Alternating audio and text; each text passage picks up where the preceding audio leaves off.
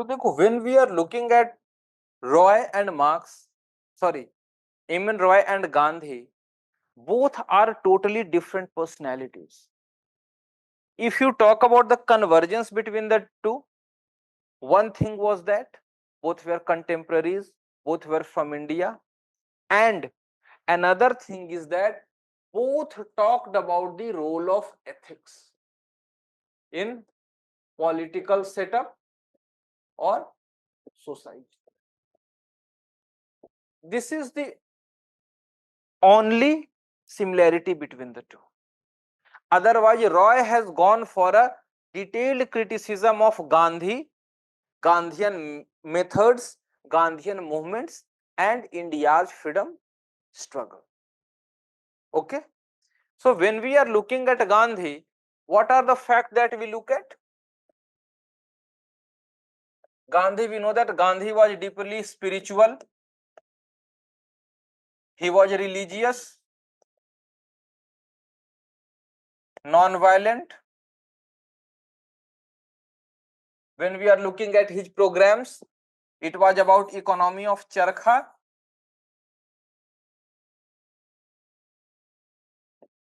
अभी उस पर नहीं, village republics,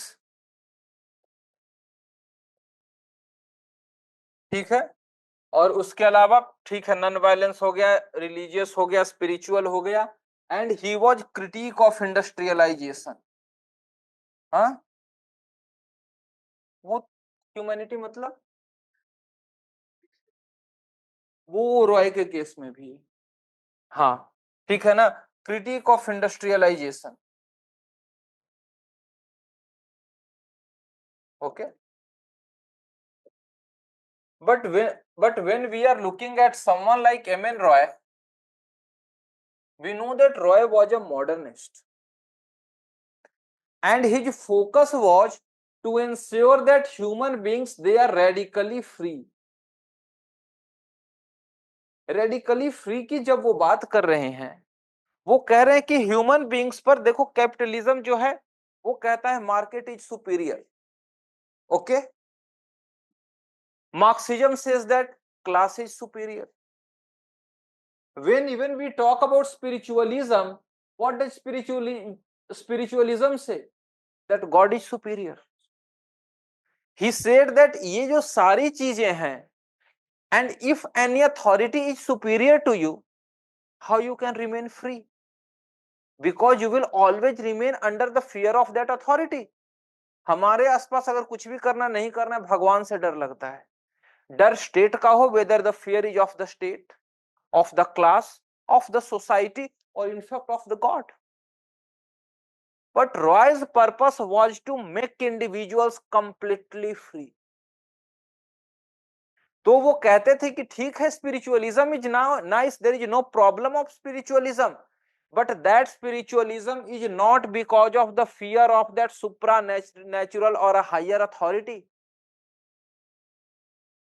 You be spiritual, people should be spiritual, but that spiritualism should be a result of your own thinking, your own reasoning, rather than freedom of fear of some supernatural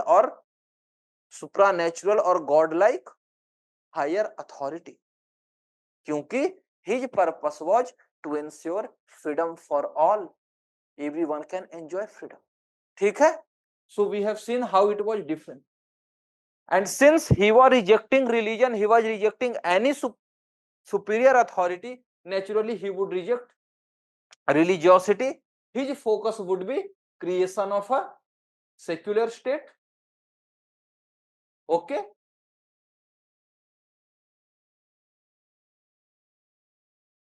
Then he said that basically this Gandhian idea of non-violence is not suitable against a repressive regime like the British.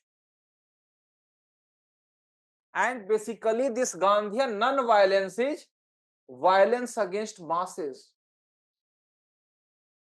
जो कि अक्सर भी बात होती है ना कि ठीक है, गांधी हर किसी को नॉन वायलेंस सिखाते रहे, उन्होंने खुद कितने डंडे खाए. डंडे खाने पर पता चलता है दर्द कितना होता है. So that is why he was saying that if you are talking about non-violence, and many of the people have criticized Gandhi for this, कि you are writing a letter to Hitler, उससे कोई फर्क नहीं पड़ना है. If you say कि ठीक है हिटलर के अंदर ट्रांसफॉर्मेशन हो जाएगा, पूरे का पूरे जीव को मार देगा, उसके अंदर कोई ट्रांसफॉर्मेशन नहीं होगा. And that is why one of this criticism is also with respect to India, Pakistan and the communal violence that was going on. Whatever his recommendation was for the Hindus, that you do not be violent, you just sit quietly, even if you die, that will be for a greater cause, it will bring changes. तो सवाल वही था कि इंसानों के साथ इंसानियत दिखाई जाती है, जानवरों के साथ इंसानियत कैसे दिखा सकते. So that Roy was also saying that whatever you are talking about non-violence, it is not a suitable strategy in front of a repressive colonial regime. Then when you are talking about economy of Charkha, Roy was a out and out modernist. Someone, he was also a Marxist. So how can he talk about this economy of Charkha? He said that rather than this, go for industrialization.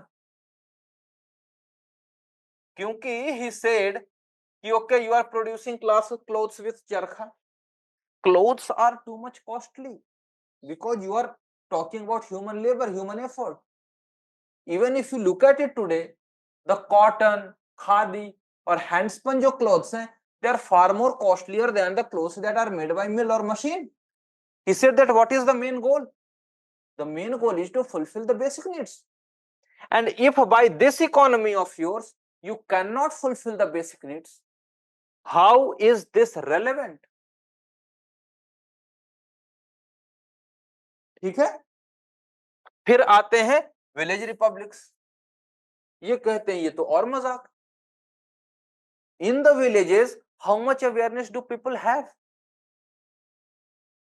In the villages, people, they are already illiterate, they are too much superstitious, and you are thinking that you can democracy can survive in such a model. So इनका कहना था that okay, democracy will be there, democracy should be there, but the focus should be individual, that democracy should be individual centric, and that is why radical democracy, where human beings are in their radical form, in their original form, devoid of all other identities. When you are talking about a village, the basic identity is the identity of your caste, identity of your community. So how can you think of a person to transcend that identity? और उसी transcendence के लिए रॉय ने बात की है education की, that we shall be looking at in his idea of radical humanism. ठीक है. उसके बाद Gandhi was, we have already seen here, his critique of industrialization. So these were all, और ये तो हो गया his basic theories का criticism. But apart from that, he also said whatever Gandhi is doing, this is basically violence against the masses, and Gandhi does not want people to take control of things. Gandhi actually wants to control things, and that is why after Chauri Chaura, when people were willing to fight against the British to gain independence, Gandhi stopped that revolution, that movement. Reason उन्होंने यही कहा, that because Gandhi wanted to control the masses, and Gandhi does not want that the masses should get out of my control. और कांग्रेस को तो इन्होंने पहले से बुर्जुआ party बोल ही रखा है, गांधी को बुर्जुआ लीडर बोलते हैं, who seeks appointments with the viceroy. So अगर देखो, क्योंकि हमने क्या किया है, we consider Gandhi here, but all of these are contemporaries of Gandhi. In fact, when you are talking about Subhash Chandra Bose, he was also basically not a contemporary of Gandhi, क्योंकि वहां भी वो भी समझते थे गांधी को कि मैं गांधी हमसे ऊपर है, मैं गांधी के अंडर में हूं। दैट इज वाई जब आप देख रहे हो त्रिपुरी सेशन में जबरदस्ती उनसे ले लिया गया था यार रेजिग्नेशन। वो कहानी पढ़ोगी, वो कहानी अलग सी चीज है सुभाष चंद्र बोस के साथ। हाँ, इन्होंने सीधा कहा था पट्टाभी's डिफीट इज माय डिफीट, क्योंकि ये खुद तो नहीं थे पट्टाभी, इन्होंने पट्टाभी सीताराम मैया को लड़वा दिया था, सुभाष चंद्र बोस ने हरा दिया। So these are his critique of Gandhi and his critique of Indian nationalism और इंडियन नेशनल मूवमेंट, क्योंकि उन्होंने इंडियन नेशनल मूवमेंट को भी बुर्जुआ मूवमेंट बोला था। नहीं, देखो यूपीएससी टॉपिक में इनको ऐसे ऐसे नहीं डाला जाता। देखो, look at the strands, you have got a Marxist, you have got Gandhi, you have got Ambedkar, you have got Roy, and you also have got sir Sayyid Ahmad Khan. सारे स्पेक्ट्रम कवर्ड हैं, कोई भी ऐसा स्पेक्ट्रम नहीं छूटा है। And plus these are original thinkers who have given some original ideas. ऐसे ideas तो ठीक है कई सारे हो सकते थे, लेकिन नेहरू के कितने आइडियाज ओरिजिनल थे? नेहरू के आइडियाज वर नॉट ओरिजिनल। लेकिन इनमें जिनकी बात भी हम कर रहे हैं, all of them had their own original ideas. So that is why ऐसा नहीं है, क्योंकि देखो मार्क्सिज्म में या मार्क्सिस्ट एमएन रॉय का नाम बहुत कम लोगों ने सुना होगा, but he was an intellectual giant. इसमें एक नाम और ऐड हो जाता, सावरकर का, लेकिन कंट्रोवर्सी के कारण, और सावरकर से देखो अगर हम इंटेलेक्चुअल लेवल पर बात करें तो घोष इंटेलेक्चुअली कहीं ऊपर थे सावरकर के। और both Ghosh and Savarkar belong to the same school, दोनों वही कल्चरल नेशनलिज्म वाले हैं। So that is why UPSC ने हर एक स्ट्रैंड को कवर कर दिया है जहां की ओरिजिनल थिंकिंग की बात आती। आप रेडिकल या रेवोल्यूशनरी की बात करते हो, someone can talk about Bhagat Singh. यार भगत सिंह के आइडियाज ही कितने थे, उनकी उम्र ही कितनी रही। समय भी देगा तब आप आइडियाज दोगे ना। और भगत सिंह कहीं ना कहीं इन्हीं सब लोगों से तो इन्फ्लुएंस थे। जब आप देख रहे हो अरविंदो घोष के आइडियाज बोल रहे हो, आप भगवती चरण वोरा के आप आइडियाज बोल रहे हो, वहीं से तो सारे का सारा हो गया था, फिलोसफी ऑफ बॉम्ब वगैरह। आनंद मठ, बंकिम चंद्र चटर्जी, बंकिम चंद्र चटर्जी ने इनफैक्ट घोष को इन्फ्लुएंस कर रखा था।